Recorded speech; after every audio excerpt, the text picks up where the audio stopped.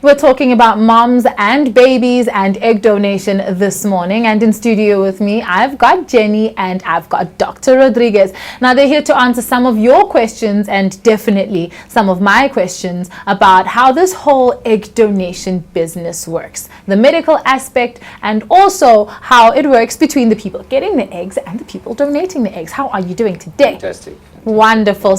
You are such good-looking professionals. Thank you. Such good-looking professionals. All right, so this morning we're talking about egg donation. But before we get started, let's start with you, Jenny. You're from Baby to Mom. Can you tell everybody what your organization is all about? Baby to Mom is an egg donor agency. We recruit donors and help recipients in need of donor eggs with the egg donors' help.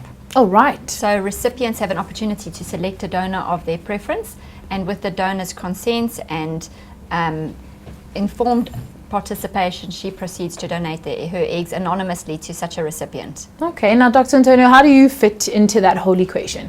Well, I think the first part is we usually find the patients. So we get women presenting to us who have a need for donor eggs, and that'll be sometimes very young women who've run out of eggs. Okay. Could be someone who's had operations related to having their ovaries removed and need donor eggs. And then obviously the big group are the 37 plus women going up into the 40s. That group of women, often their egg quality is no longer good and they have to resort to something else. So we will refer them on to one of the egg donor agencies like Baby to Mom.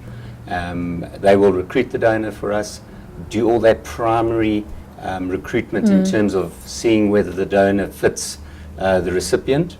The recipient, it's an anonymous situation, so the recipient never meets the donor. Yes. It's totally anonymous, as you know, and we send them along. Once that takes place, then you come into then we play. come back into it. So what exactly do you look out for then medically? What does the medical process look like for egg donors? There's a law set down in terms of if you're going to donate something, you have to follow that particular. So we look for all the sexually transmitted diseases in the donor, total assessment of that. We make sure that they are physically fit to donate.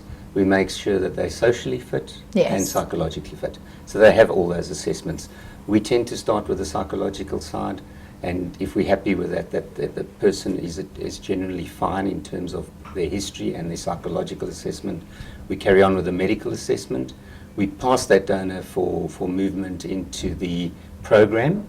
We then go to the process, and the recipient and donor are then what we call cycled. Their menstrual cycles are adjusted so that they have their periods at the same time. And the only difference to normal IVF is instead of the recipient or the person who's going to receive the eggs going through the injections, the donor goes through the injections. Oh. We take the eggs from the donor, and once we've got those eggs, her job as such is done. We then use those eggs mostly with the husband's sperm. Occasionally it's donor-donor, where it's there might be a husband sperm problem, or it could be a single woman who wants to have a child and her eggs have run out, and we do donor-donor. That's not that common, but we do that as well. All right. So Jenny, tell me, when women do donate their eggs, is it then all right, and is it safe, and is it possible for them to then have children later on in life? Women can donate the eggs and then have children later on. We also have a lot of donors who haven't had children or who have had children, so it's both scenarios.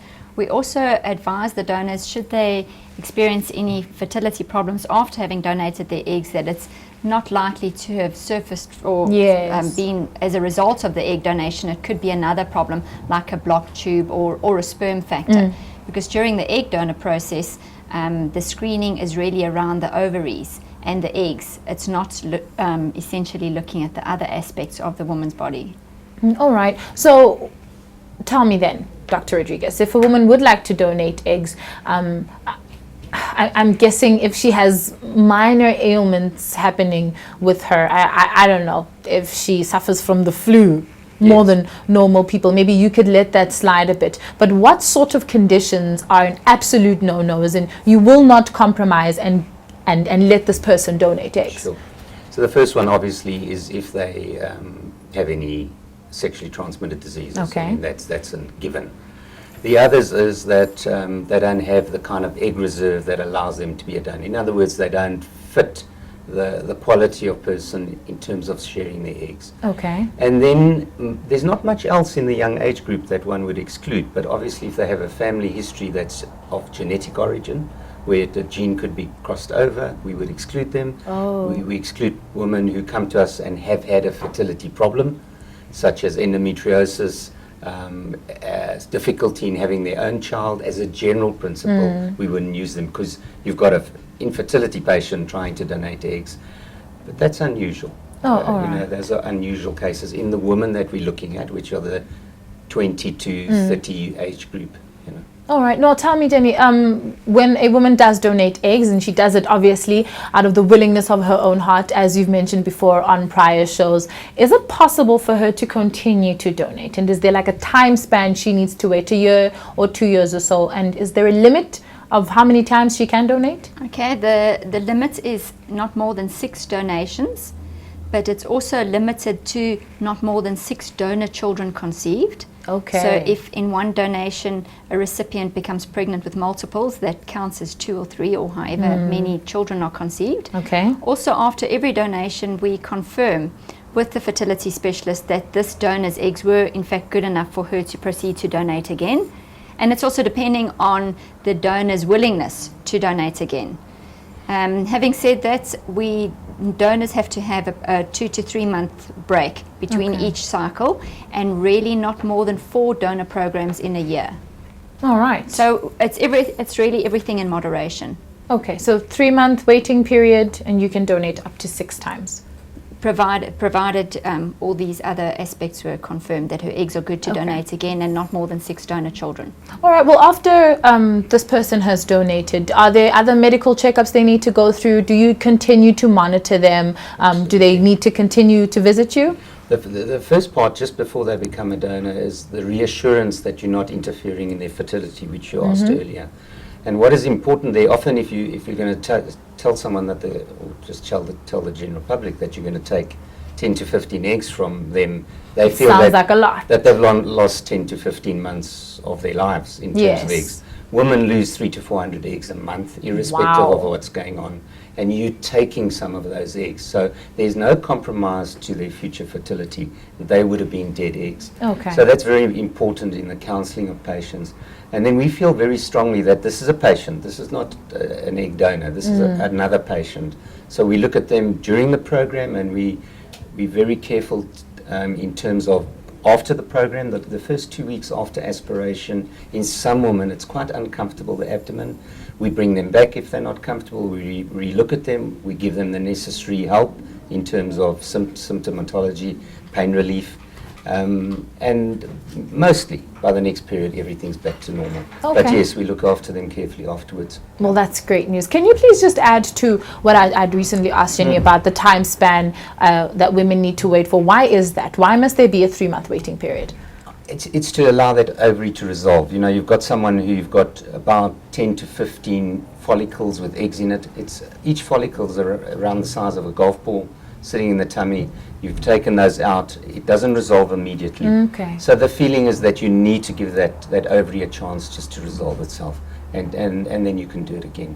It's a bit of an empirical thing. Someone came up with it. From a medical side, you literally could do it every month, but it would be very unfair on the person in terms of the physical side. Okay, so just playing it extra safe then. Exactly. Wonderful. I've learned tons. All right, Jenny, so we know that from the medical perspective, there's definitely reoccurring checkups to make sure that this person still can conceive in the future. But is there support from baby to mom for the donor herself?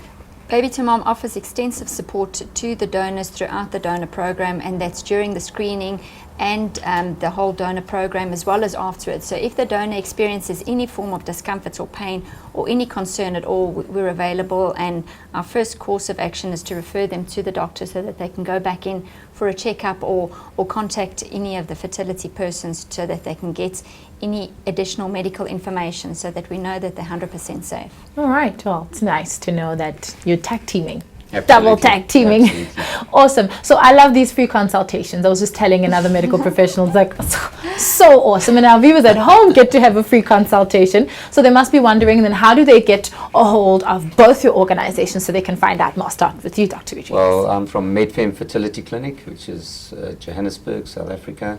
And they can either go online. We have our website is medfem.co.za, very simple. And telephone number is 011 463 2244. Awesome stuff. And for you, Miss Jenny? All the information on Baby to Mom is on www.baby2mom.co.za, and the 2 is a digit. Awesome stuff. Well, please continue to make the world a bigger and happier place and make all the moms and the dads out there extra happy. Yeah, we love it. All right, so I know that you've definitely learned something new, because I most certainly have, and you know this is the place to come to if you want the 411 on all things medical. Now, we're not saying that we can make you feel better, but we know people who can. So please, if you've got any questions or comments or queries for any of our professionals, you can drop us a mail. That's gma@planetimage.co.za. Remember, people, I'm not a doctor. I'm just like you, but I do know some really, really good ones, and fertility specialists too. So for now, it's back over to Chuma and to Shayla for the rest of the lineup.